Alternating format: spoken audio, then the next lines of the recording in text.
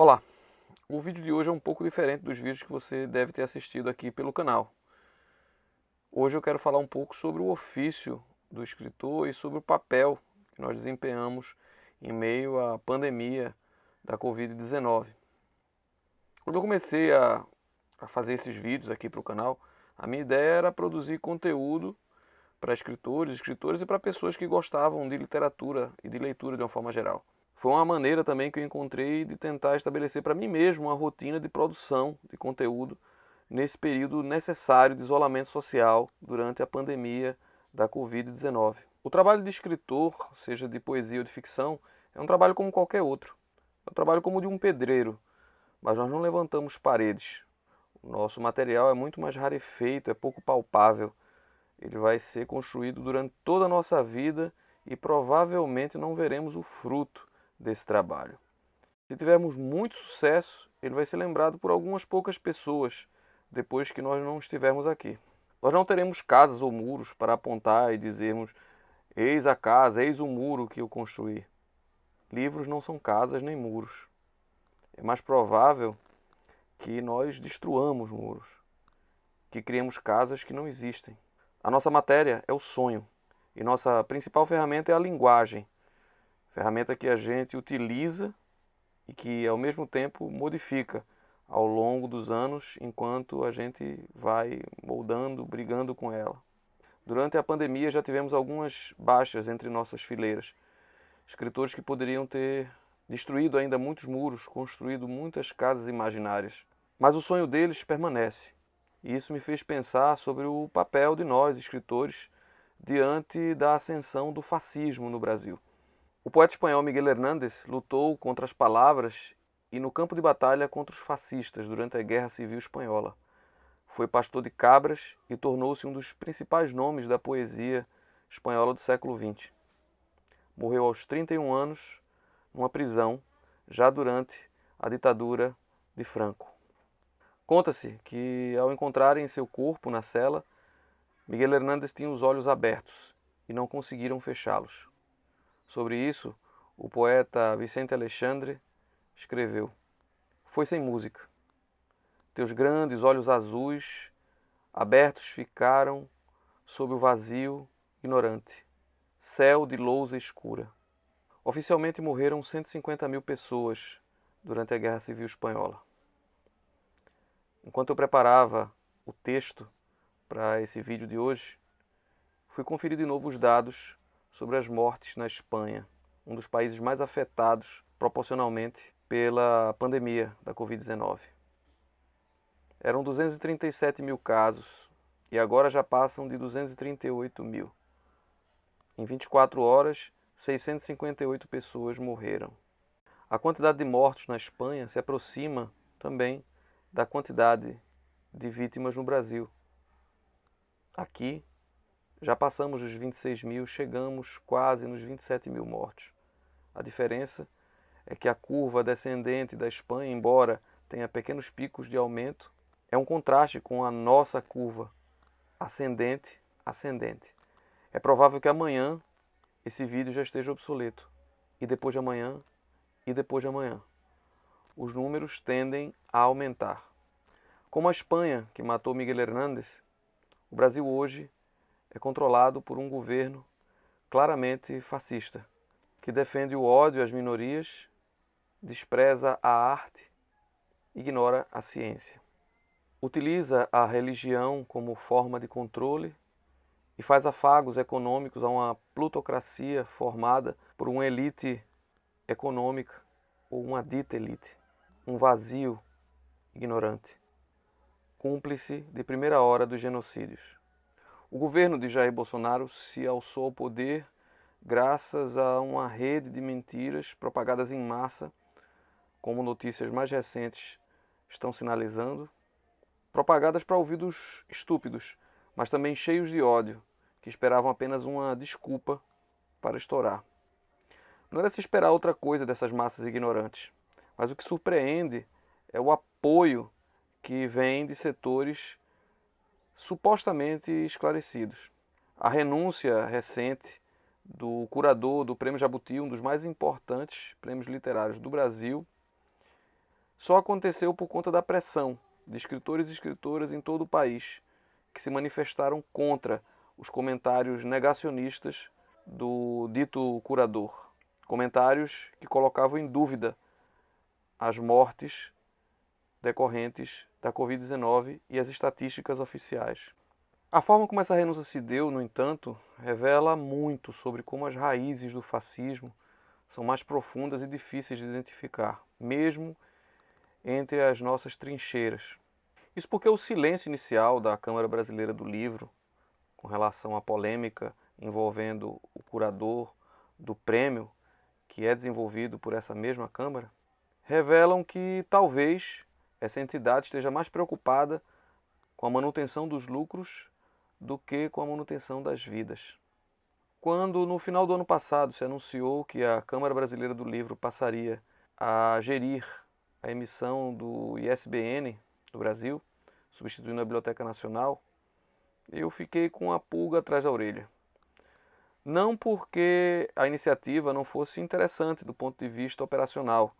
Todos nós que já precisamos emitir ISBN pela Fundação Biblioteca Nacional já tivemos dificuldades com a demora ou até com o tratamento que era oferecido. No entanto, o momento em que isso aconteceu, essa mudança para a Câmara Brasileira do Livro, parecia no mínimo inoportuno, incômodo. Apesar disso, eu silenciei e eu acho que muitos silenciaram. Eu vi poucos comentários de editores e escritores naquele momento. Era cômodo, talvez, que essa mudança acontecesse. Agora, com o episódio envolvendo o curador do Jabuti, essa isenção deixa de ser simplesmente um incômodo e passa a ser perigosamente um sinal de cumplicidade. Isenção e cumplicidade são duas coisas que a história não perdoa. Outro grande poeta espanhol foi uma das primeiras vítimas da Guerra Civil Espanhola por conta do ódio, da isenção e da cumplicidade para com os fascistas. Lorca mantinha-se relativamente neutro com relação à postura política daqueles com quem convivia. Ele nunca rompeu com amigos fascistas, mesmo aqueles que eram participantes das falanges, o braço político fascista espanhol, e que colaborou imensamente com a ditadura de Franco e deu suporte, como as milícias bolsonaristas o fazem hoje no Brasil do século XXI.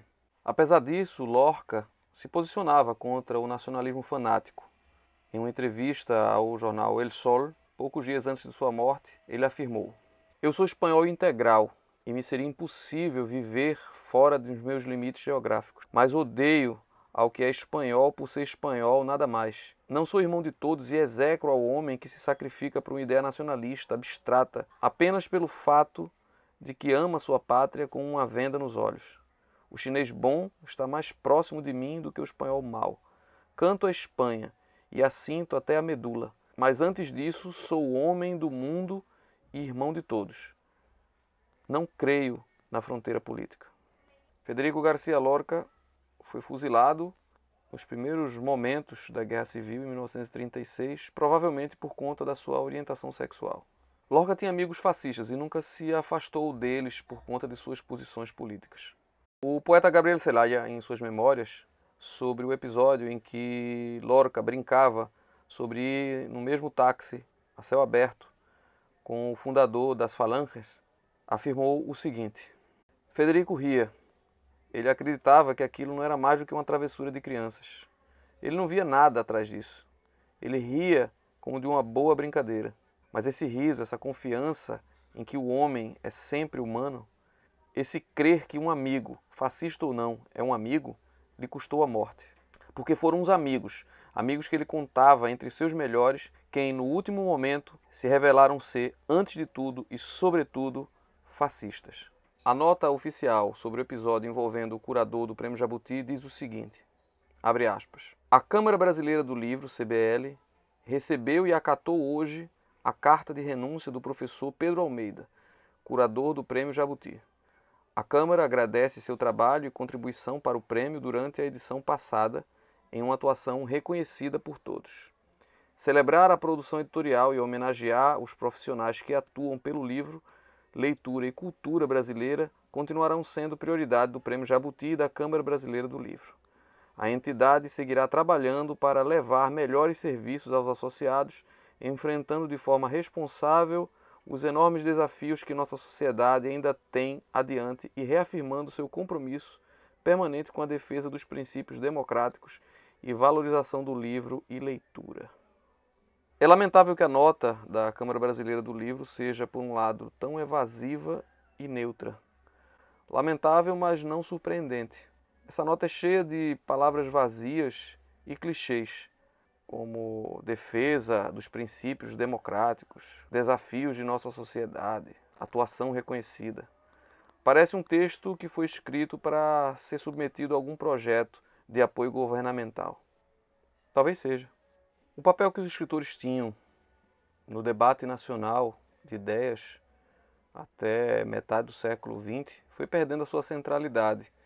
E com isso, talvez nós tenhamos pensado durante algum tempo que o nosso trabalho é inócuo. Mas quando eu penso nisso e cogito desistir, eu lembro mais uma vez de Gabriel Celaya, que escreveu: La poesia es una arma cargada de futuro. A poesia é uma arma carregada de futuro. Isso pode levar a uma compreensão equivocada também desse verso. Significa então que temos que ausentar-nos do presente e pensar unicamente no futuro? Nesse mesmo poema, Gabriel Celaya diz: maldigo a poesia concebida como um luxo cultural pelos neutros, que lavando-se as mãos se desentendem e fogem. Maldigo a poesia de quem não toma partido até manchar-se. Escritores e escritoras não temos o direito de nos silenciarmos nesse momento em que vivemos. Não temos o direito de nos silenciar diante da opressão, da violência, do ódio. Isso não significa que passaremos agora a escrever panfletos. A poesia é uma arma carregada de futuro. O nosso trabalho normalmente não nos serve para alimentar a nossa família de maneira direta. Ele não nos traz conforto. Na verdade, na maioria das vezes, ele é mais incômodo do que uma satisfação. E ainda assim, nós não desistimos. E por que não desistimos? Eu não posso falar por ninguém, talvez eu possa falar só por mim mesmo, e olhe lá. E isso já é uma grande coisa. Mas por que eu não desisto? Porque eu acredito no poder devastador do sonho contra a barbárie. Levará tempo. As palavras contra as quais lutamos se tornarão outras. Já não existiremos e ainda assim seguiremos existindo. Durante a pandemia no Brasil, quando muitos não conseguem tampouco viver do seu trabalho, não conseguem manter-se e não recebem do governo que deveria protegê-los o apoio necessário, nós que conseguimos estar em casa somos privilegiados. Muitos escritores, no entanto, não conseguem manter-se, vivem exclusivamente da sua literatura. O poeta Miró da Muribeca, por exemplo, recentemente recebeu apoio de amigos e, através de uma campanha no seu perfil do Instagram, chamada Fica em Casa Miró, vem recebendo colaborações, doações em dinheiro, para que ele possa permanecer em casa, longe das ruas, de onde ele tirou o seu sustento e de onde vem trabalhando desde pelo menos 1985. Se você quiser apoiar o poeta Miró, você pode ver o link para essa campanha e para o perfil dele no Instagram na descrição desse vídeo. Mas eu queria finalizar esse vídeo, que é bem diferente daqueles que você assistiu, como eu falei no começo, dizendo que esse é o momento para nos apoiarmos, para seguirmos juntos. E ao mesmo tempo é o momento para observarmos muito bem aqueles com quem dividimos as trincheiras. Isso é essencial. Temos que manter o foco, tentar seguir o nosso trabalho, tendo consciência de que é possível que alguns não saiam do outro lado do túnel. É possível também que muitos de nós saiam um pouco melhores desse túnel. Nem todos vão sair. Nem todos sairão melhores. Mas ainda assim, eu acredito nesse poder do sonho. Quando tudo isso passar, e vai passar, nós estaremos ainda juntos. Fique em casa, fique bem. Até a próxima.